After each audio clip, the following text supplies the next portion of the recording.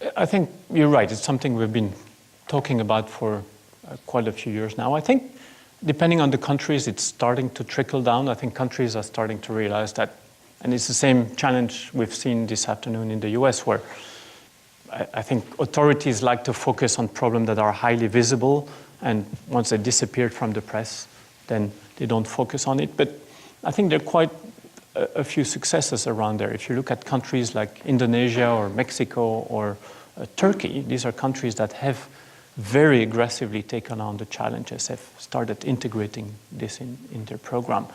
Now, how do we do this? Which is, I guess, more your question. I think it all starts with, and at the World Bank, we've done a lot of work and invested a lot in trying to help countries identify sources of risk, identify and understand these risks so that they can actually convince the different departments in question to work on it. And part of this has been to work not simply with the rapid responder or the civil protection agencies who have a very clear and very important mandate, but then try to move the agenda and sensitize, for example, ministries of finance, which are the people who actually allocate the resources and in the past probably were not as sensitized. And part of that effort has been, well, how do we then translate the language of disaster risk into the language of ministers of finance?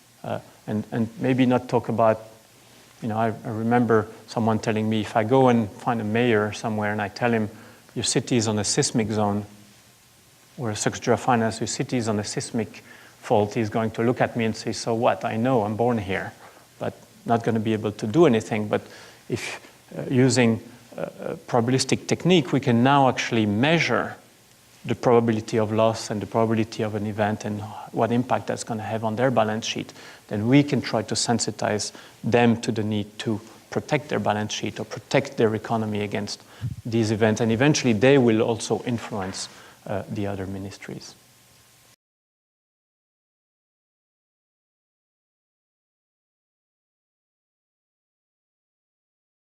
It's an excellent question. I think you're right. We can't think about risk management without integrating not just the private sector, but the communities at large. People don't, there's only so much government can do, and certainly there's much less government in developing countries can do if you compare it with an economy like the US, where things are organized and government are pretty well established. So depending on the sectors or type of economies, I think there are different approaches. There's a lot of work being done with the insurance companies. There's a lot of work done with chambers of commerce in different countries to sensitize them and trying to have them work with their communities. I think firms have to realize that there's no point in having plans for themselves if they don't have a plan that involves the entire communities. There's no point in having your plant standing if your workers can come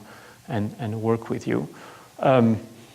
There's a lot of work being done on technology using the private sector. There's actually a bit of a revolution coming to the fore now in the world of early warning system and meteorology, where private sector can have a major role to play. And I must say, at the World Bank, we're always looking for new ideas or interesting experience. So this is certainly an area where if you have some good ideas, please come and find us. We're really trying to find ways to engage with not just the private sector, but all